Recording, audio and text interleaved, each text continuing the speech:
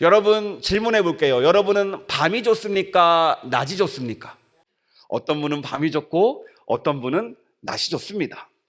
여러분 다시 질문해 볼게요. 인생을 좋은 날과 힘든 날로 구분해 보겠습니다. 좋은 날은 낮이고 힘든 날은 밤이에요. 그러면 여러분 어떤 때가 좋습니까? 낮이 좋겠죠. 그런데 우리의 인생에는 항상 낮만 있는 건 아닙니다. 밤도 찾아와요. 환한 낮에는요 다 괜찮아 보입니다. 그런데 밤이 오면 달라집니다. 마음 가운데 내 어둠이 드러나요. 관계 가운데 어둠이 드러나요. 때로는 배신당할 때도 있고요, 실패할 때 있습니다. 그래서 그런지 나조차도 스스로를 믿지 못하는 어둠의 밤이 찾아옵니다. 그 시간 어떤 이들은 이렇게 말하기도 합니다. 목사님, 밤이 너무 힘들어요. 빨리 이 밤이 지나갔으면 좋겠어요 라고 말해요. 분명히 낮에는요 바쁘니까 일하니까 괜찮습니다. 그런데 밤만 되면요 외로워지고요, 불안이 올라오고요, 후회가 올라오고요, 숨겨놓았던 죄책감도 드러납니다. 오늘 본문이 바로 이런 밤입니다. 이 말은 단순히 시간상으로 밤이라는 말은 아니에요. 지금 유다가 밥을 먹다가 나갑니다. 왜 나갑니까? 배신하려고요. 그런데 여러분, 바로 이 밤에 예수님이 누구신지 오늘 우리에게 다시 한번 알려줍니다. 보통 우리는 이렇게 생각하지요. 모든 것이 잘 풀릴 때 예수님이 좋은 분이라고 말해요. 기도가 응답되면 예수님이 선한 분이라고 말합니다. 또 문제가 해결되면요 예수님은 살아계신 분이라고 말합니다. 그런데 오늘 본문은요 다르게 말합니다. 뭐라고 말하냐면 가장 어두운 밤에도 예수님은 여전히 예수님이라는 거예요. 배신 앞에서도, 실패 앞에서도, 인간의 악함 앞에서도, 우리의 연약함 앞에서도 예수님은 흔들리지 않고 한결같은 모습으로 예수님이라는 존재로 우리에게 찾아오신다는 거예요. 먼저 본문은요 예수님의 깊은 괴로움으로 시작합니다. 21절 말씀 같이 읽도록 하겠습니다.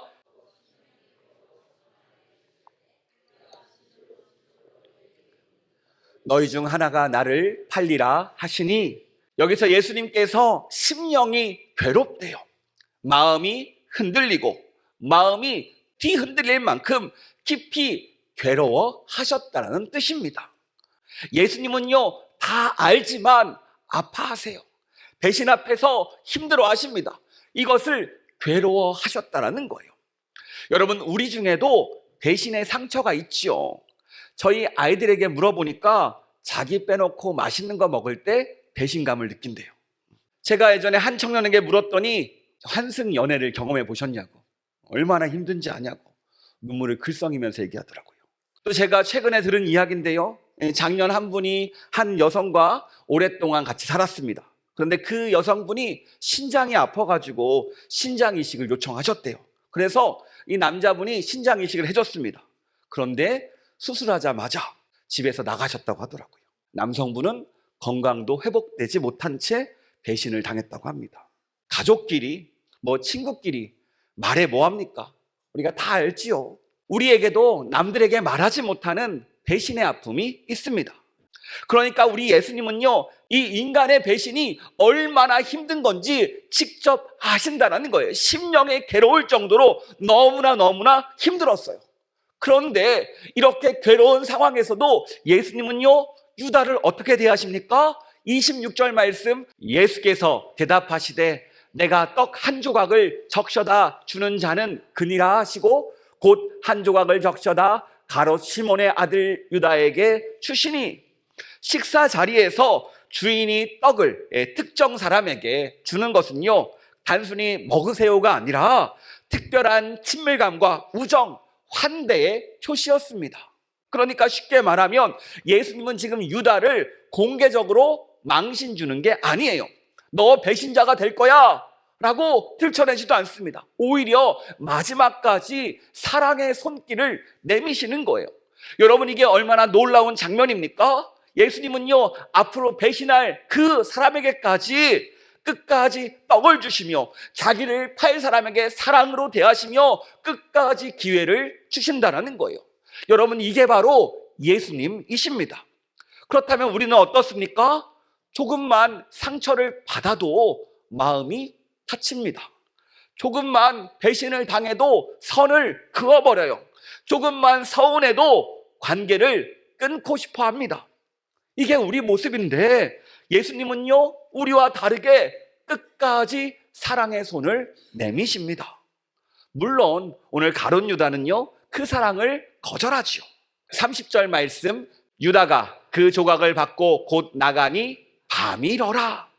게다가 지금 시간이 언제예요? 밤입니다. 밤. 얼마나 이 시간이 상징적입니까? 이 유다는요, 심지어 예수님께 직접 빛의 떡을 받았는데 이 빛의 떡을 받아 들고 밤을 향해 나아갑니다. 특별한 사랑을 받고도 어둠을 선택하고요, 특별한 은혜를 받고도 돌아섭니다. 여러분, 우리는 어떻습니까? 혹시 나도 예수님의 사랑을 받고 있는데 내 마음은 자꾸만 어둠을 향해 걸어가고 있지 않습니까? 요즘에 중독이라고 하죠. 나도 모르게 그 약을 찾잖아요. 벗어날 수가 없잖아요. 도박에 중독된 분, 술에 중독된 분, 무엇인가 중독된 분들은 나도 모르게 그러고 있어요. 마찬가지예요. 분명히 이 예배에 우리가 참석하면 예수님의 사랑이 느껴져요. 알고 있어요. 그런데 교회 문 밖에 나가는 순간, 일상으로 돌아가는 순간 나도 모르게 여전히 하고 있는 이 모습을 발견합니다. 분명히 아닌 건 아는데 예배 가운데 내가 회개합니다, 주님 도와주세요라고 요청했지만 막상 집으로 돌아가니까 똑같은 모습. 어떻습니까? 혹시 내가 내려놔야 되는데 고집 부리고 내가 이제는 주님께 맡겨드려야 되는데 내 힘으로 하려는 것은 없습니까? 오늘 가룟 유다의 모습이 혹시 우리의 모습이 아닌지 돌아보시길 원합니다. 주님은요, 아무리 우리가 그럴지라도 오늘도 사랑의 떡을 우리에게 내미십니다. 왜요? 우리를 사랑하니까요. 포기하지 않으니까요. 끝까지 사랑하시는 그 사랑으로 우리를 붙들고 있습니다. 여러분, 이 사랑에 응답하는 우리가 되기를 축복합니다. 이 가룟 유다가 나간 뒤 예수님은요, 놀라운 말씀을 하시죠. 우리 31절 말씀 같이 읽도록 하겠습니다. 그가 나간 후에 예수께서 이르시되 지금 인자가 영광을 받았고 하나님도 인자로 말미암아 영광을 받으셨도다. 여러분, 이 말씀 무엇인가 이상하지 않습니까? 지금 상황은요, 좋아진 게 하나도 없어요. 달라진 게 하나도 없습니다. 지금 유다가 나갔고요, 배신은 시작되었고요, 곧 예수님은 체포당하고 십자가가 눈앞입니다. 우리 눈으로 보면요, 지금 영광의 순간이 아니죠. 위기의 순간이고 수치의 순간이고 실패의 순간입니다. 그런데 예수님은 이렇게 말하세요. 지금 인자가 영광을 받았다. 아니, 이게 무슨 말입니까? 예수님의 십자가는요, 실패가 아니라는 뜻이에요. 예수님의 십자가는요, 예상치 못한 사고도 아니라는 말입니다. 왜요? 예수님의 십자가는 하나님의 사랑이 가장 찬란하게 드러나는 자리이기 때문입니다. 세상은 영광을 뭐라고 말합니까? 내가 높아지는 거라고 말해요. 내가 박수 받는 거라고 말합니다. 내가 성공하는 거라고 말하고요, 내가 세상에서 인정받는 것을 영광이라고 말합니다. 그런데 예수님은요, 반대로 말하세요. 하나님의 영광은 세상에서 드러나는 것이 아니라, 그 세상에 박수 받는 것에서 드러나는 것이 아니라 십자가에서 드러난대요. 여러분, 우리가 신앙생활 하다 보면요, 나도 모르게 하는 착각이 있죠. 어떤 거냐면 내가 편하면 축복이라고 말합니다. 내가 힘들면 실패라고 말하고요, 내가 눈물을 흘리면 패배라고 말합니다. 그리고 내가 십자가를 지게 되면 손해라고 말하죠. 우리는 어떻습니까? 오늘 예수님은요, 우리의 말을 정반대로 하세요. 그 어두운 밤이랄지라도 십자가일지라도 하나님은 그곳에서 영광을 드러내신대요. 이 십자가 고통의 자리에서 무엇이 드러납니까? 하나님의 사랑, 우리를 향한 그 사랑이 드러난다라는 거예요. 죄인이 용서받는 길이 열리고요, 사망 권세가 깨어지는 그 자리가 되고요, 우리에게서 구원이 시작됩니다. 그러니까 예수님의 십자가는요, 수치의 자리가 아니라는 거예요. 오히려 영광의 자리로 변했습니다. 이게 바로 복음의 역설이라는 거예요. 우리는 무의식적으로 인생이 다 갖춰진 상태가 영광이라고 말합니다. 돈도 있어야 되고, 성공도 해야 되고, 인정도 받아야 되고, 가정도 평안한 것, 이 모든 줄들이 잘 연결되어서 잘 연주된 상태, 이것이 바로 영광이라고 생각해요. 그런데 우리 인생은 그렇지 않죠. 우리가 붙들고 있던 이 끈들이, 이 줄들이 나도 모르게 끊어질 때가 있습니다. 건강의 줄은 어떤가요? 관계의 줄은 어떻습니까? 재정의 줄 어떻습니까? 우리가 그동안 꿈꿔왔던 그 꿈은 어떠세요? 나도 모르게 멀어지고 있습니다. 그때 우리는 소리쳐요. 아, 끝났나 보다. 이제 기회가 없나 보다. 어떤 이는 이렇게 말합니다. 하나님, 왜 나를 버리십니까? 이 모든 것들을 왜 다 끌어내십니까? 라고 말하는 거예요. 그런데 여러분, 우리 인생의 연주자 되시는 예수님은요, 우리가 줄이 끊어졌다고 해서 연주를 멈추시는 분이 아니에요. 여러분, 전설적인 바이올리니스트 이 파가니니라는 분이 있습니다. 유명한 일화가 있는데 연주의 도중에 바이올린 막 열심히 키다가 줄이 뚝 끊어졌대요. 관객들이 술렁입니다. 그리고 또 하나의 줄이 끊어지고 곧 하나 또다시 줄이 끊어져서 결국 하나만 남습니다. 하나만 줄이 남으면 우리는 이렇게 얘기할 것 같아요. 아, 오늘 공연은 여기까지입니다. 줄을 바꾸고 오겠습니다라고 하든지 할 거예요. 그런데 이 파가니니는요, 그 남은 한 줄로 연주를 이어갔다고 합니다. 그 한 줄로 뿜어내오는 그 소리가 어느 때보다 처절했고 어느 때보다 아름다웠대요.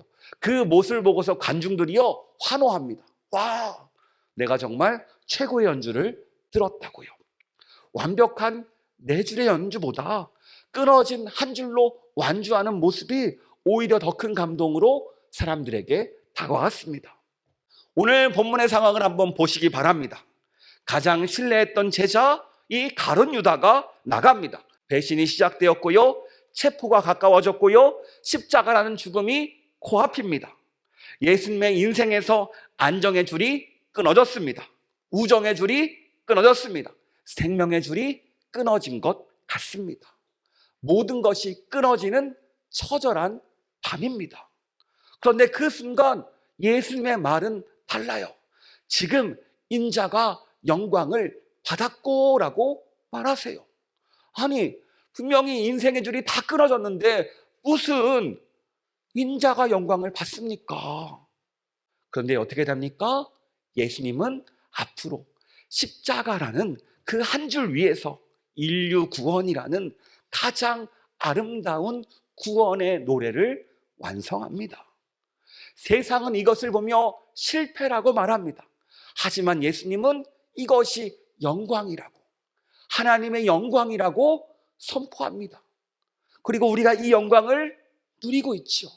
지금 이 자리에 모인 것도 그 영광 안에 있는 거잖아요. 우리가 사순절에 예수님의 십자가를 묵상하는 이유가 무엇입니까?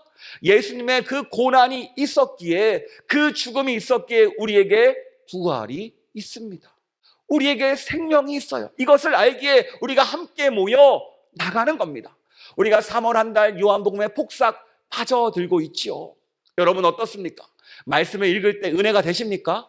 말씀을 들을 때 은혜가 되십니까? 저는 다른 것보다 하루에 한 번이라도 주님을 생각하고 주님을 만난다는 게 가장 큰 은혜라고 봐요. 아침, 점심, 저녁 어떻게든 말씀을 붙잡고 예수님을 기억하려고 하는 이 모습을 주님이 기뻐할 줄 믿습니다. 그리고 그 가운데 예수님께서 우리의 삶 가운데 역사할 줄 믿습니다. 여러분 혹시 우리 삶 가운데 내가 잡았던 그 줄들이 끊어질 때가 있어요. 특히 건강의 줄, 재정의 줄도 쉽지 않습니다. 또 관계의 줄은 어떻습니까? 오늘 친하게 지내다가 내일 또 어색해지는 사이도 있습니다. 우리가 그동안 인정받았는데 그 인정의 줄도 끊어질 때가 있어요. 이게 다 끊어지면 어떻습니까? 전혀 소망이 없어 보입니까? 아니요. 예수님은요, 그 끊어진 줄 가운데서 우리의 인생을 연주하기 시작합니다. 십자가의 줄을 가지고 우리의 인생을 새롭게 시작해요. 십자가를 영광으로 바꾸고 밤을 낮으로 바꾸시고 죽음을 생명으로 바꾸신 예수님께서 우리의 인생을 연주하기 시작합니다. 그럴 때 오늘 우리가 흘리는 이 눈물이 주님의 손에 붙들릴 때 가장 찬란한 간증으로 바뀌게 될 줄 믿습니다. 저는 특별히 이 저녁 이 고백이 되기를 원합니다. 주님, 제가 보기에는요 실패 같습니다. 하지만 예수님을 붙잡을 때 이 모든 것이 영광으로 변할 줄 믿습니다. 이 고백으로 나아갈 때 주님께서 우리의 삶을 새롭게 연주할 줄 믿습니다. 그러면서 예수님은요 제자들에게 중요한 계명을 주시죠. 우리 34절 말씀 같이 읽도록 하겠습니다. 새 계명을 너희에게 주노니 서로 사랑하라. 내가 너희를 사랑한 것 같이 너희도 서로 사랑하라. 예수님은요 우리에게 새 계명을 주세요. 그런데 이 말씀 익숙한 말씀입니다. 구약에도 동일한 말씀이 선포되었어요. 내 이웃을 내 몸과 같이 사랑하라. 그런데 예수님은 왜 이 말씀을 새 계명이라고 하셨을까요? 다른 게 아니죠. 바로 사랑의 기준이 새롭기 때문입니다. 예수님요 말씀하세요. 내가 너희를 사랑한 것 같이. 그러니까 사랑의 기준이 무엇이냐면 내 감정이 아닙니다. 상대방의 반응도 아니에요. 내 기분도 아니고요. 내 상대방의 조건도 아닙니다. 바로 예수님께서 나를 사랑해 주신 그 방식이 우리의 기준이라는 거예요. 여러분, 그렇다면 예수님께서 우리를 어떻게 사랑해 주셨습니까? 우리의 발도 씻기셨고 배신자도 품으셨고 실패할 제자를 아셨는데도 끝까지 사랑했고 결국 십자가까지 지셨습니다. 그러니까 예수님의 사랑은요 내가 감정이 좋을 때만 하는 사랑이 아니에요. 내가 기분이 좋을 때만 하는 그 사랑이 아닙니다. 오히려 그 모든 상황이 아님에도 불구하고 자신을 내어주고 상대방이 변하지 않아도 품어주고 손해도 감수하는 사랑이었어요. 끝까지 포기하지 않는 사랑입니다. 그런데 여러분, 이런 사랑 쉽지 않지요. 나를 힘들게 하는 사람 떠오르는 사람 있습니까? 직장의 그분, 어떤 힘들게 하는 분들이 떠올릴 수 있어요. 자꾸 또 일하는데 실수하는 분들이 있습니다. 그분 왜 이렇게 일을 못하시는지. 때로는 말 한마디로 서운하게 하는 분들이 있어요. 집에서는 또 내 마음을 왜 이렇게 몰라주는지. 그럼에도 불구하고 사랑한다는 것 결코 쉽지 않습니다. 그런데 예수님은요 이렇게까지 말씀하세요. 35절 말씀, 너희가 서로 사랑하면 이로써 모든 사람이 너희가 내 제자인 줄 알리라. 오늘 예수님은요 이 말씀을 통해서 우리에게 묻습니다. 내가 너를 사랑하는 것만큼 너도 다른 이들을 사랑할 수 있니? 쉽게 대답할 수 없죠. 그럼 어떻게 해야 됩니까? 저는 오늘 말씀을 묵상하는데 이렇게 고백했으면 좋겠어요. 진실하게 고백했으면 좋겠습니다. 주님, 제 힘으로 못합니다. 주님께서 나를 사랑하신 그 사랑을 부어주셔서 저도 예수님처럼 사랑하게 해주세요. 주님이 도와주지 않으면 불가능한 이야기입니다. 그런데 여러분, 신기한 거 아십니까? 정말로 이 말씀 붙잡고 도움을 구한 사람들은요 성령 하나님께서 도와주십니다. 성령의 은혜로 기독교 2000년 역사가 이루어졌어요. 어떻게 이루어졌습니까? 주님께서 사랑을 부어주셨거든요. 정말로 그 사랑으로 나갔거든요. 그래서 가정이 회복되고요, 직장이 회복되고요, 우리의 삶의 자리가 회복되었습니다. 마찬가지입니다. 우리가 주님께 도움을 구할 때 주님은요 우리 가운데 역사하십니다. 이 도움을 경험하는 우리가 되길 축복합니다. 곧바로 베드로의 이야기가 오늘 본문에서 이어지죠. 그런데 이것은요 우연이 아닙니다.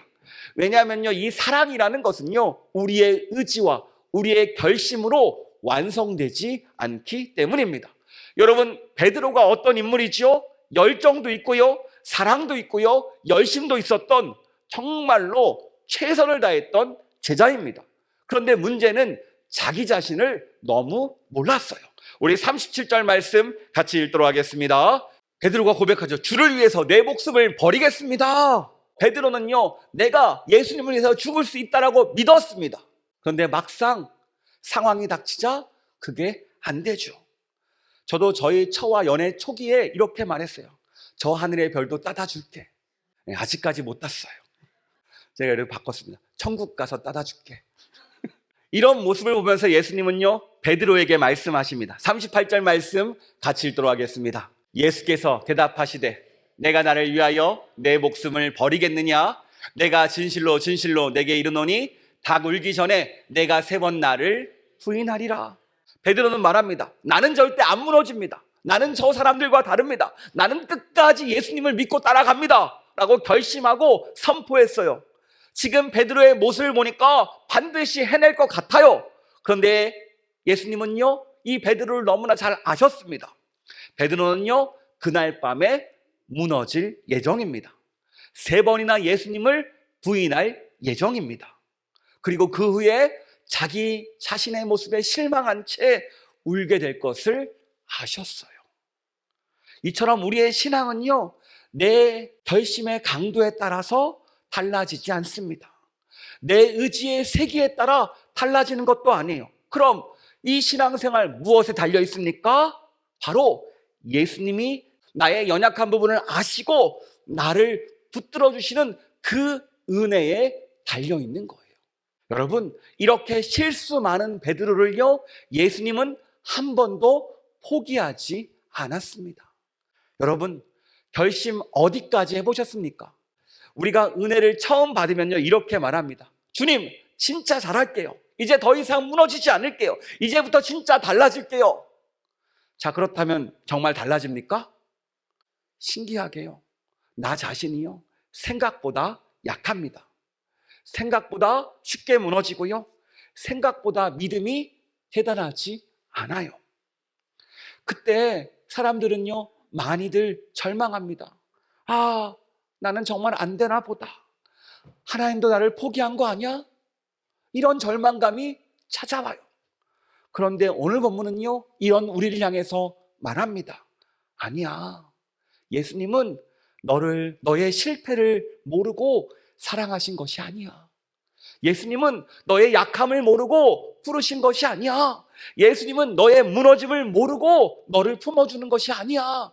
다 알고 있음에도 불구하고 사랑하시고 품어주시고 다시 세워주신다는 거예요. 베드로는요, 넘어졌습니다. 그런데 넘어짐이 끝이 아니었죠. 이 넘어짐을 통과한 후에 베드로는 진짜 겸손한 제자로, 예수님의 수제자로 세워집니다. 자기 열심이 아니라 하나님의 은혜로 살고 하나님의 사랑으로, 그 예수님의 사랑으로 살아가는 베드로로 변합니다.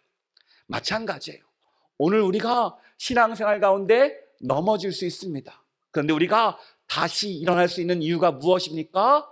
예수님이 우리를 포기하지 않으셨어요. 실패가 끝이 아니라, 무너짐이 끝이 아니라, 연약함 때문에 무너지는 것이 아니라 다시 우리 예수님께서 우리를 품어주시고 부르시고 세워주십니다.